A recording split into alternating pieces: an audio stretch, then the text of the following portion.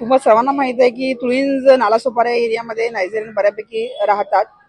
त्यांच्याकडे विजा एक्सपायर झाला असतो, लिगल पासपोर्ट पण नसतो, पासपोर्ट उपलब्ध नसतो, अशा बऱ्याच गोष्टी आहेत. तर काही वर्षांपासून ते कंटिन्युअसली ड्रग्ज सारख्या जगाला त्रासदायक गोष्ट आहे, धोकादायक गोष्ट त्यामध्ये इन्व्हॉल्व आहेत, आपण हे पाहतो.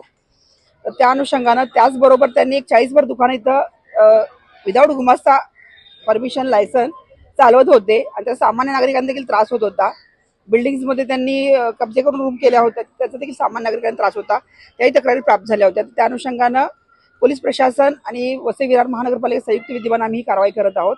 यामध्ये त्या लोकांकडच्या घराची सर्च घेणं, त्याचबरोबर त्याचे लायसन्स, विजा, पासपोर्ट चेक करणं या गोष्टी करत आहोत आणि जे काही इलिगल आस्थापना आहे त्याच्यावर देखील म्युन्सिपालिटी कारवाई करत आहे.